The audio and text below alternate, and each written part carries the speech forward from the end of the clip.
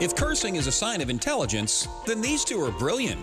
Meet award-winning radio show hosts Jonna Spilbor and Carol Pesci as they interview smart people, unwind, and cut loose, and offer up a tidbit or two of advice to help you grab the world by the balls. It's Happy Hour.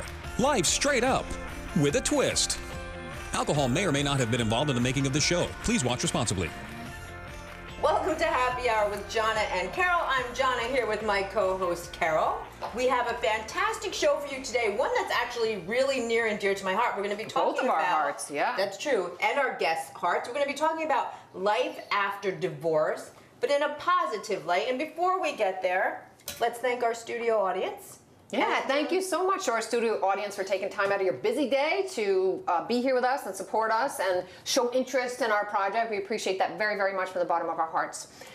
So we'd also like to thank today's bleep sponsor, because you'll notice that we tend to curse a little bit. I mean, fuck it, we like to. So that's why we're here. But we don't want to be too raunchy, so our bleep sponsor today is actually Jonna Spilbor Divorce Boss Series, and I'm going to let you tell us a little bit about what that is. You can visit my blog at divorcebossblog.com, where I'm going to help anybody who is thinking about, in the throes of, or after divorce, do it in a positive, sometimes even fun light. It doesn't have to suck all the time. That's my point. Divorcebossblog.com. Yeah, great stuff. And so you are an attorney. You help people. Still am. Until I get fired, I still am. And so you help people through the divorce process. You get them through the legal stuff. You ace that. But you have found there's really a lot more resources that they need after the fact, or even the mindset and how to go through it, because you may not get to choose whether you get divorced or not, but you get to choose how you go through it, and that's where you're going to help people to come out stronger and smarter, happier on the other side. So speaking of happier, I am aware that you are dating. Oh yeah. Yeah. So, but there's an interesting characteristic about the person you're dating. Well, I would love for you to share a little bit. What will happen to 99% of the people who go through divorce is you're going to, at some point or another, get involved in another relationship, or 100. So what happened to me after mine is I started dating men who were slightly younger than me. Since I lie about my age, really younger than me, but so this is really interesting. And one of the things that I didn't really anticipate, because you don't think ahead all the time when you start dating a younger guy. Like, there are things that you get sucked into the abs and and the stamina. Is that what we call it? That's called stamina. That's what you call it. That's for the kids. Stamina. So yeah, and it can be really fun and exciting. But what happens when you start dating younger men is they come with younger friends. So now, when you go out, say on a date or to a restaurant or what have you, you're not just with your one younger guy, you're with your one younger guy and his bestie, and that person who might even be younger than him.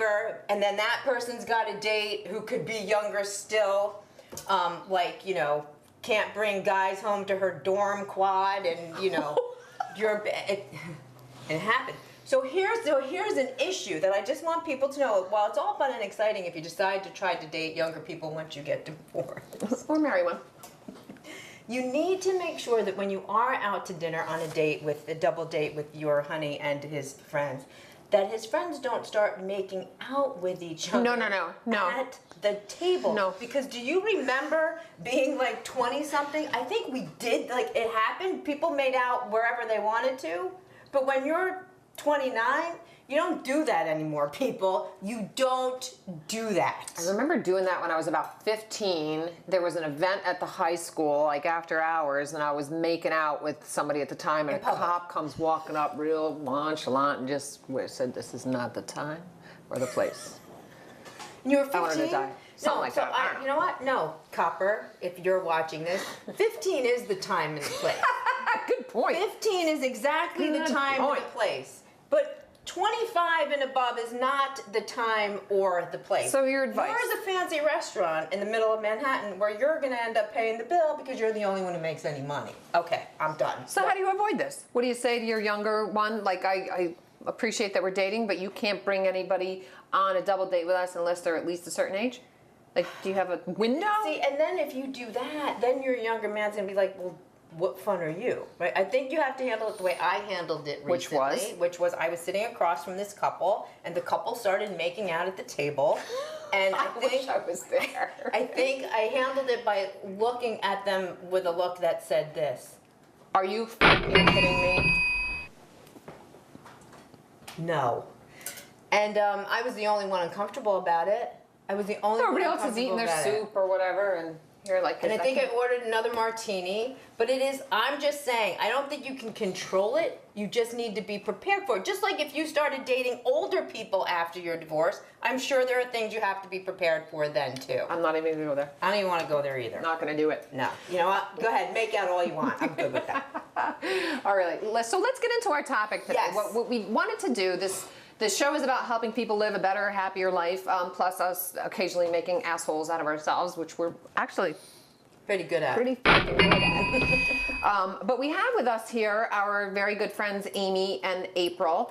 Both divorced. Both divorced, but both learned a lot and are both in really good places, as are all four of us actually, have gone through divorce.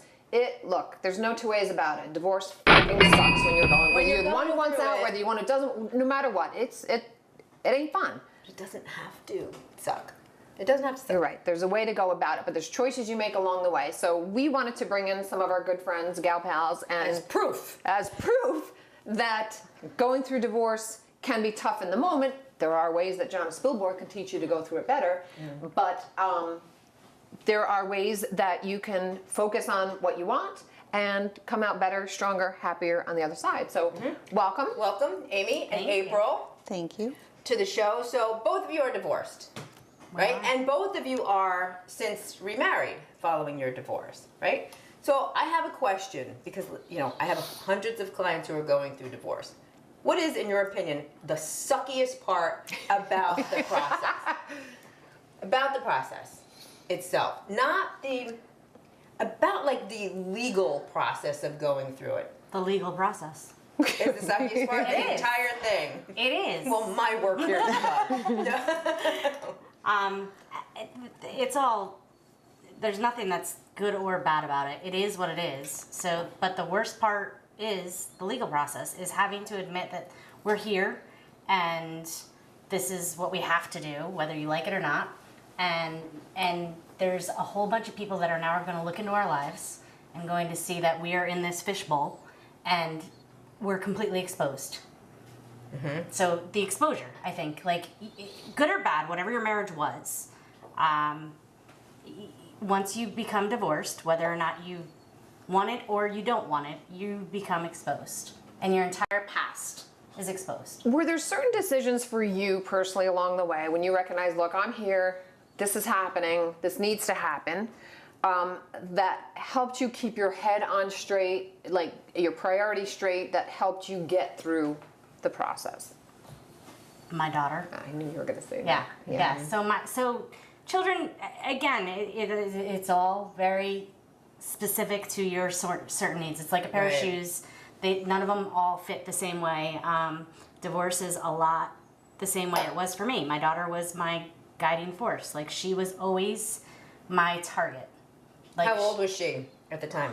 When we got divorced, I think she was 4, 3 or 4. And it was a long time coming. So, but she was always the center of what was right and what was wrong. See, I think that's very important, and a lot of people only pay lip service to that notion, because you should always, one of my favorite phrases is always love your children more than you hate your ex.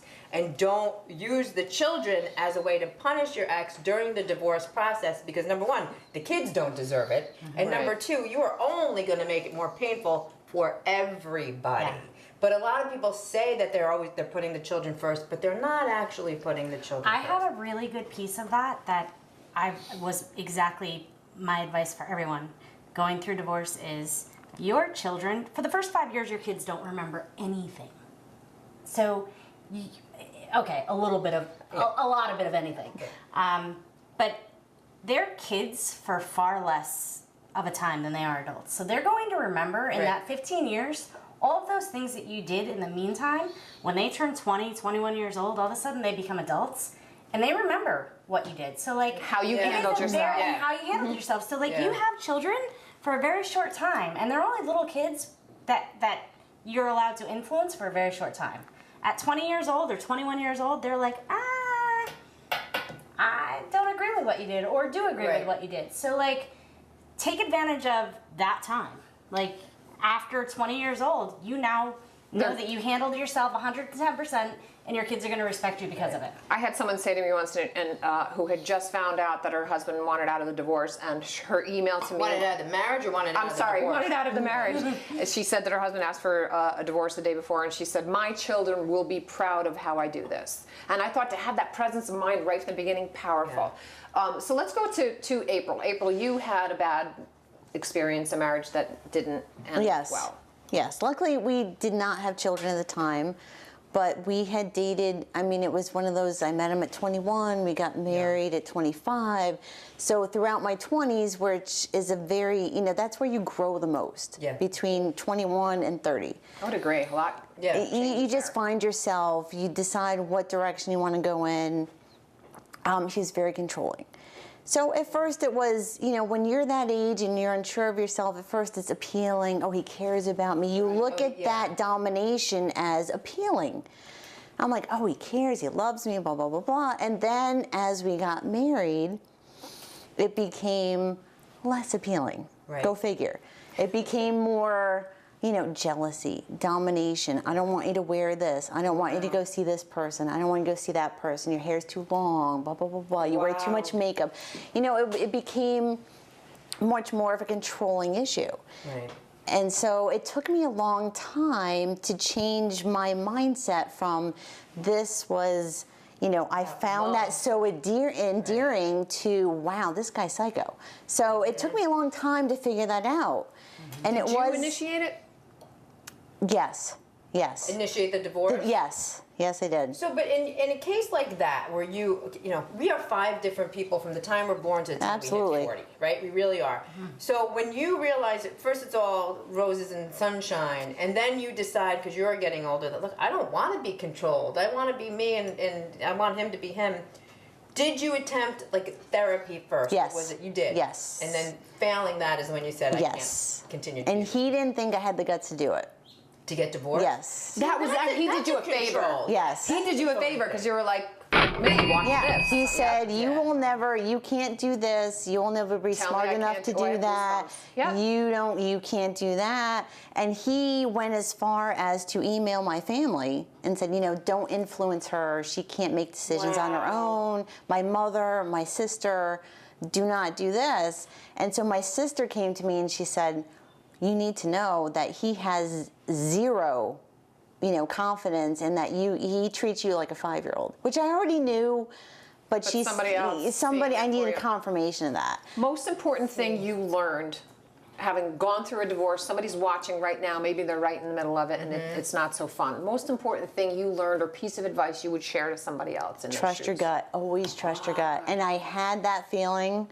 And I knew it. And I said, you know what? I sat in the front porch about a month before I got married, and I had a bottle of Sutter Home White Zinfandel and a Hershey bar. Thank God you've grown. Exactly. And I sat there with my mother, and I'm like, Mom, I'm scared. Oh, wow. I said, I don't know if I should do this. And my mom, they had already invested $10,000. My parents were divorced. I'm a product of divorce. My dad said, whatever you need, I'm going to give you 5. Mom will match it, blah, blah, blah. Paid for the flowers. And I sat there and I'm like, I just don't, I don't feel good about it. And my mom said, cancel the whole, sorry. You can. The whole fucking thing. That's money. Cancel the whole thing. Cancel it. I don't care. I call my dad, cancel it. We're done. Move on. And I said, and then I call my soon-to-be husband, oh, it's just cold feet. That's what everybody You're dismisses fine. it as, cold And I feet. went against my gut. And I've never done it since. So then Always trust your gut instinct. when you decided to get divorced, then that also had to be a gut instinct. Absolutely. You knew it was the right thing to do. I never looked back. I never doubted it, and I never looked back. See, I think a lot of women they don't trust their gut because they're so afraid to be alone. Like, once you know what you know, the unknown scares the shit out of you. That's what I dealt with when my ex had an affair, and in the beginning it was unclear whether we were going to try to work it out or not. And then when it was clear we were going to go our separate ways, I realized, again, you don't always get to choose what you go through, but you get to choose how you go through it. And I chose to not fight with him, to not hurt back. I had every right to, and I even had friends that would, well-meaning friends that would encourage me, I can get him. That really never helps in the long run. It creates more stress for both of you. You're not going to win. They'll just figure out another way to get you back. And it turned out, in the end, how I handled it, number one, was incredibly empowering. He ended up defending me later on to the mistress, because the mistress didn't like the fact that we didn't fight. And he said, if Carol is as big of a person as she is to not fight with me, I'm not going to fight with her. And that was very, very empowering. It was a position of strength, but it wasn't a position of fighting. So that was a big lesson that I learned. And then from there, once the emotions started settling down, I was like, okay, what do I want now? So let's talk. We have another few minutes here. If maybe, Amy, you want to start with, okay, so you're coming on the other side of divorce, now setting your sights on what kind of a life you want to live. Maybe you can give people an idea of where you are now and how that came to be. I came from a really bad previous relationship, abusive in every part of everything, but I am now in the best marriage I could possibly ever dream of. So, and it was all about finding me first.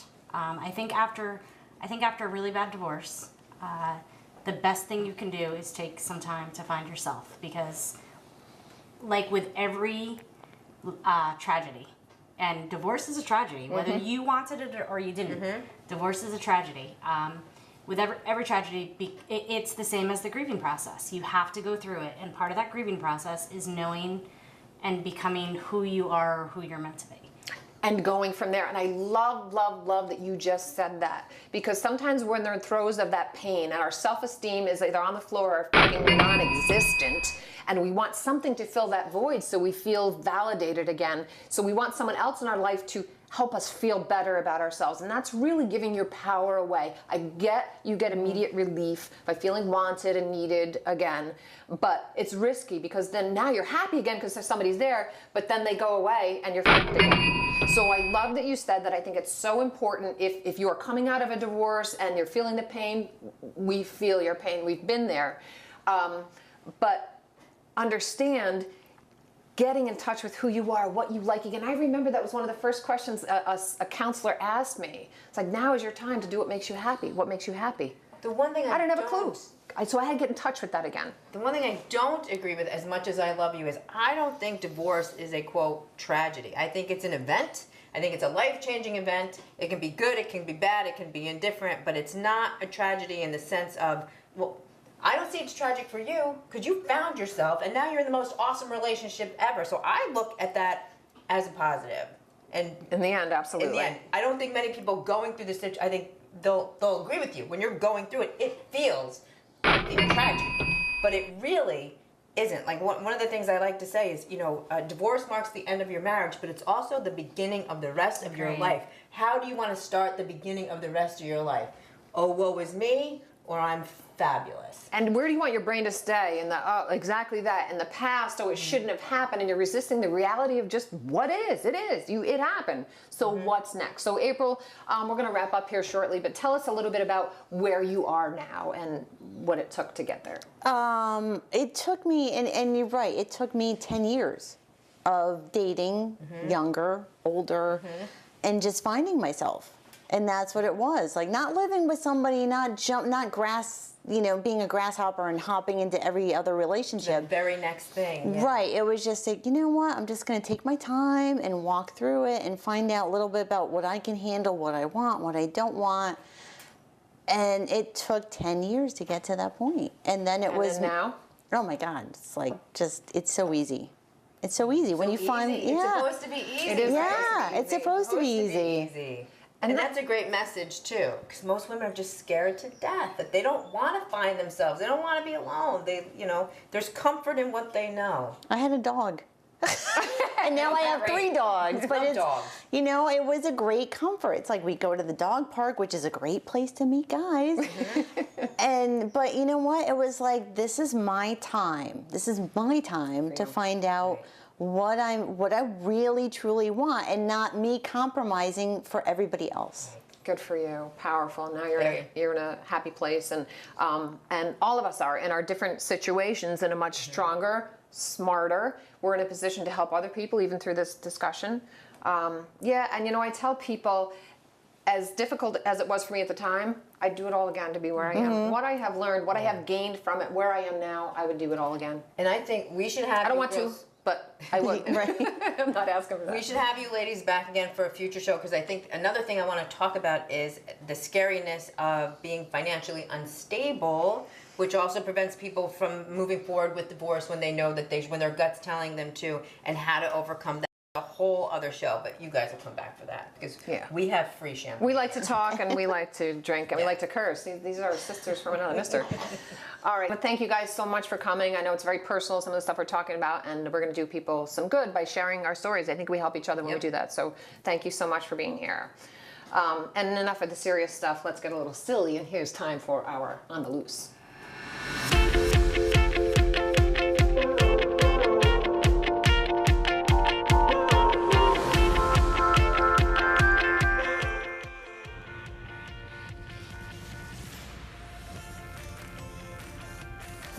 You guys seem to have a bit of experience being this mischievous. Can you explain where that comes from? Nope. I got nothing. I really don't. Boredom. Alright, so we know that you've been small. I think that's a topic. Go. As we were mentioning, every good caper starts with some pre-com and con. Now, I'm a little concerned that the victim has a note in the front door. The TV is on. The door is shut. There is a note on it. I wanted to check out what that note says. I can't let her drive. Shh. Okay. Alright. So let's just go by one more time. Slowly. We don't want to draw attention to ourselves. I think the slower we go, the more attention we draw. What is she watching? Did she just put her awning down more? Oh no. I think she might be on to us. I better put my stash back up. Alright, we are at the location. We're at the scene of the... And what are you doing? What are you doing? What are you doing? If I get a mugshot taken, I need to look good. You never know when you're going to leave the house in A, maybe end up in the hospital. You got to look good. You gotta look good, yeah. Clean underwear. Parents taught us that.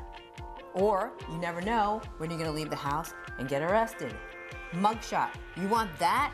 You want that on the police blotter? I'll give you that. Like for eternity? No, you don't.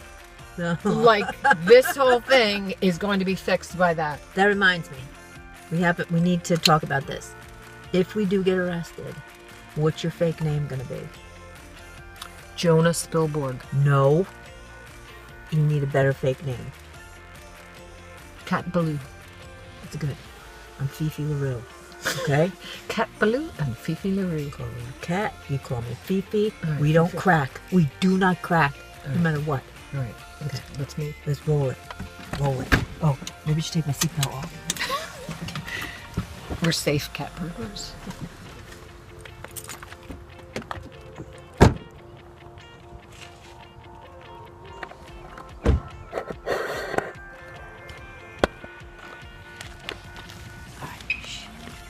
I'm not going to disclose the location. Right. All we're going to say is the house is up here on the right. Shush. We came on the wrong side. We're gonna have to duck down a little bit. We can duck down those windows. Don't say anything. The whole point of a caper is to go undetected. So perhaps our disguises weren't all that great. Okay, let's duck down. I think the dogs are on us. She's got some bird feeders. Keep it low. Keep it low. We were crawling underneath her front window. We didn't plan the approach properly. We parked the car on the wrong side of the house, so we had to actually go under the front big window, and we could see the old lady's head. We could see the back of her head, what she was watching on TV, so we had to duck down. We had to keep it low. Look down low. Squats are gonna come. No, keep it low. Keep it low. Shit, shit, shoot, shoot. Okay, come on. Oh, wait, we can't do it. Use the other door. We can't do it there. Please use other door. Apparently we can't play a prank here.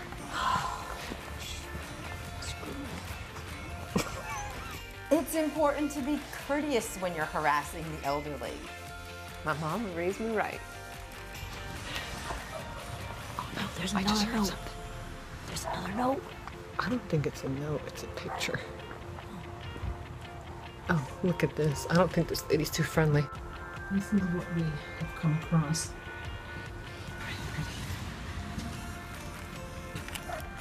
Go, go, go, go, go, go, go.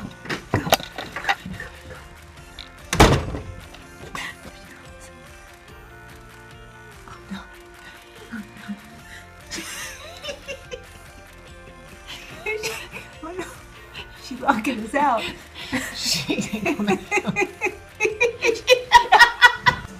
Get out of here and call the cops. My mother would never call the police on us. We were too good. I mean, I think the disguises were too good, and we were too fast. We were way too fast. Even if she called, we were halfway down. To catch us. Get out of here.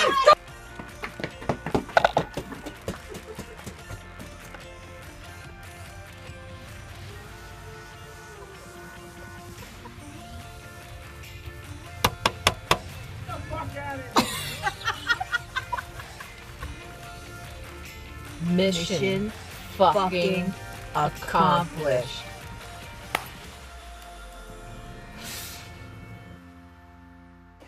All right, so mission was accomplished, right? Yeah, so thanks again to our sponsor, Jonna Spilborn. That's me. Divorce Boss series, and our live studio audience for taking time out to be with us here today. Again, our guests. Make sure that you subscribe to our YouTube channel here so you can get notified when new shows are out. Also follow us on Facebook at NetChicks TV. And if you want a chance to be part of our live studio audience, you can post a maybe 7 to 15 second video of how you would portray yourself watching this show. Keep it clean, be creative, have fun with it. And I think that's about a wrap, right? We'll be back. See you next time. Do you want to welcome, since I'm going to thank the sponsor? I'm going to lead you back to the sponsor. You welcome. Yeah, I did your welcome. It was just to sync up 3 cameras, so my edit, I line it up and then I... Welcome to Happy Hour with Jonna and Carol. I'm Jonna, my co-host Carol. That's it? Oh, wait, outtake. All right. Again, 2 more in-studio live guests. Great topic. I mean, how many of you have ever gone through divorce? No, anybody? Oh, fuck yeah. That's my life. No. Yeah. Yep. It's in about This 5 too shall pass. Really? Yeah.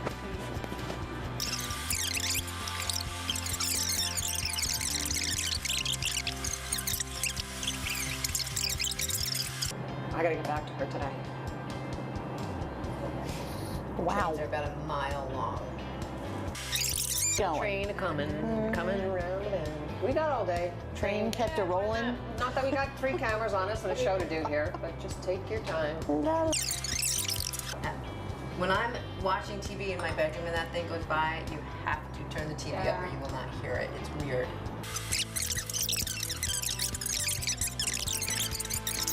Life after divorce. We opened up our own chicken ranch.